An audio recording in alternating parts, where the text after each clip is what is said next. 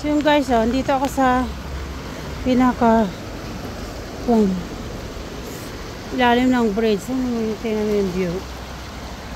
So yan yung Flats Village. Ibang ganda tingnan. Mga bahay dyan, merong restaurant, tapos merong shop, merong gym. Kumplito niya, tapos may gas station doon.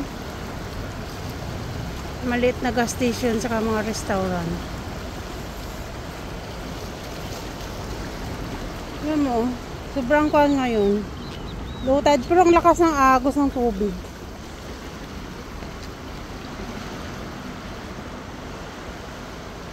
Lakas ng agos niya, oh.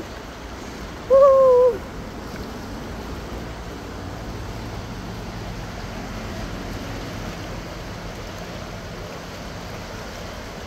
Grabe doon. May sumalubong kanina na boat eh. Papaakyat sa doon yung boat. Sinalubong niya yung tubig na ang lakas ng agos. Diba napakaganda dito. Napaka-clear ng tubig. Ang sarap mag-swimming. So yan, Bermuda grass.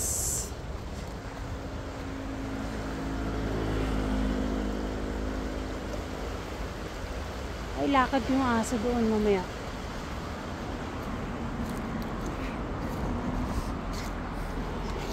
Dito lang yung malapit sa highway.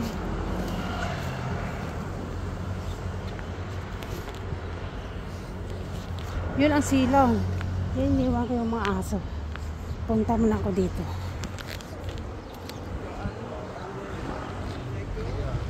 O, diba?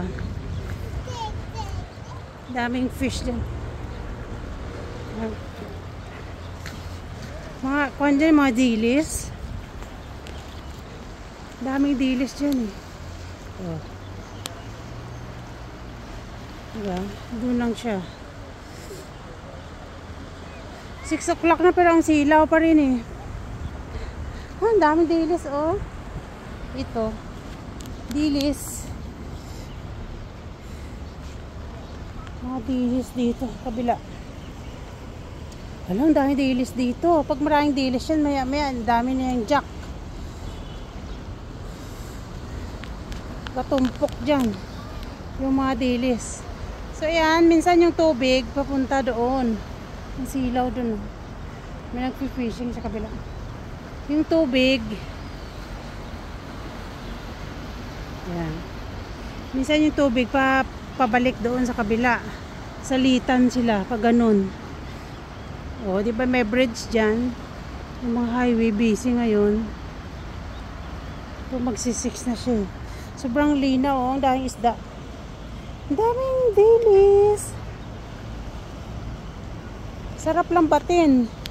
So, ganda tingnan. Nakaka-relax ng kan eh. Itong agos ng tubig eh. Nakaka-relax tingnan eh. Ang ganda lang siya. Binigyan yung birds ko nila ng pagkain. Nag-aantay. O, diba nakaka-relax pakinggan yung agos ng tubig dito.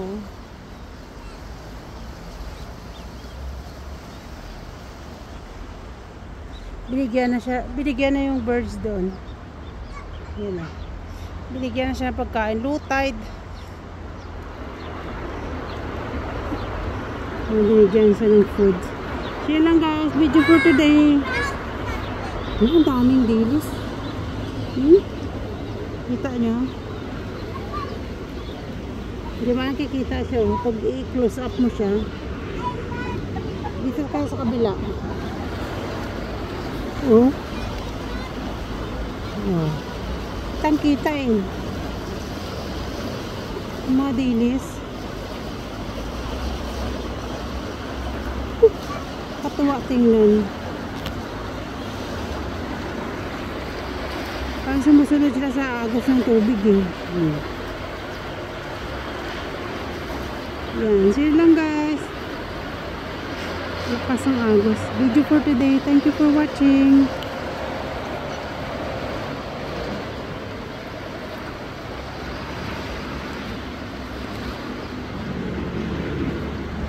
Relaxing view. Ganda talaga dito, ano? Relaxing views siya. Tapos paupo-upo ko dito.